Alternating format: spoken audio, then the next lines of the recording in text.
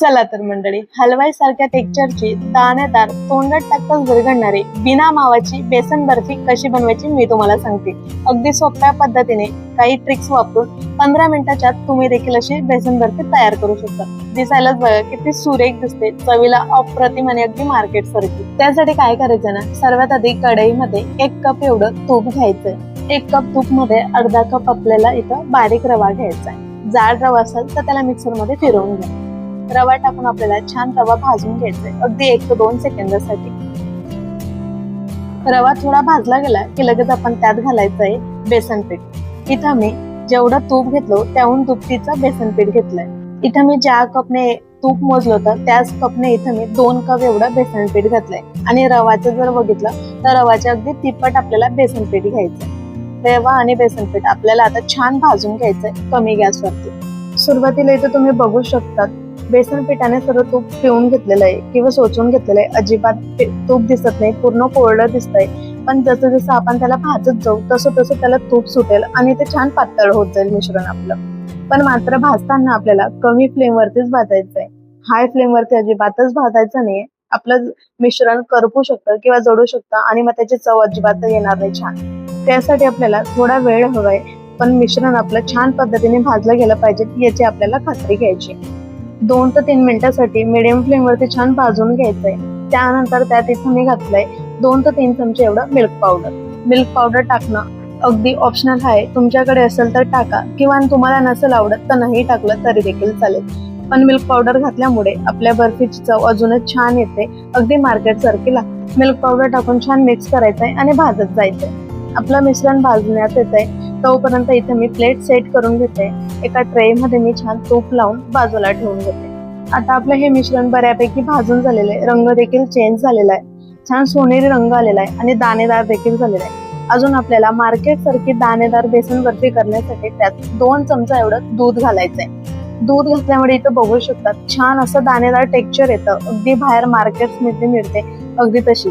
आणि हलवाई बनवून देतात अगदी सेम.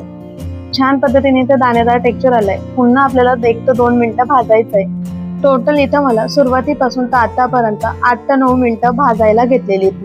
छान पद्धतीने भाजून झालाय, छान सुगंध सुटलेला आहे घरभर आणि रंग तर तुम्ही बघू शकतात अप्रतिम आलेला आहे. आता इथं मी पाक बनवायला घेते.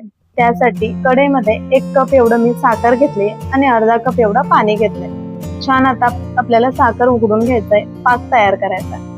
पाक करताना एक काळजी घ्यायची, आपल्याला 1 तारीच आपला पाक असायला हवाय. 1 तारीहून जास्तही नाही किंवा 1 तारीहून कमीही नाही. आता त्यात मी गरम पाण्यामध्ये केसर भिजायला घातलं होतं, ते पाणी त्यात टाकते. आपल्या बेसन बर्फीला छान रंग यावा म्हणून. केसर घालणं अगदी तुमच्या मनावरती, तुम्हाला आवडत असेल तर घाला किंवा नाही टाकलं तरी देखील चालेल. त्याचसोबत इथं मी 1 चमचा एवढी इलायची पावडर घालते, छान चव आणि सुगंध येण्यासाठी. आता हा पाक आपला अगदी तयार झालेला आहे. ह्या पाकाला आता आपण जी बेसन बर्फीचं मिश्रण होतं त्यात ओतून घ्यायचं.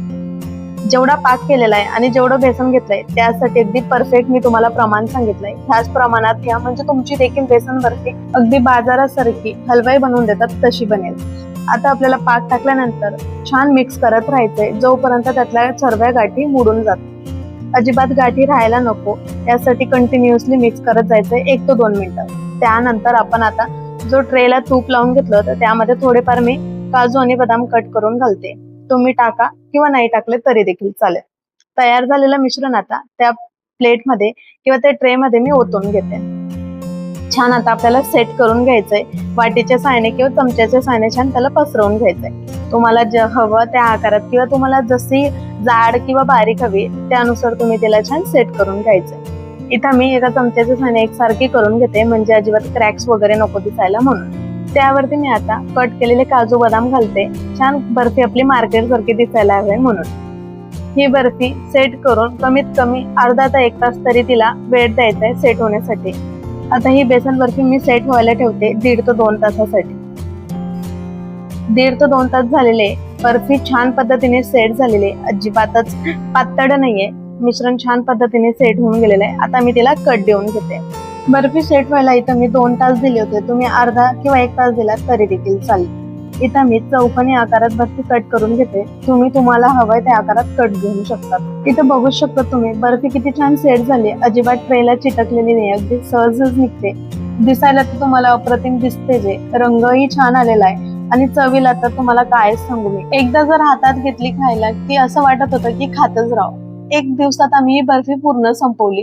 तुम्ही जर एकदा बनवली ना, तुम्ही देखील हिच्या प्रेमातच पडाल. चवीला अगदी अप्रतिम, भन्नाट, तोंडात टाकताच विरघळणारे आणि अगदी दाणेदार.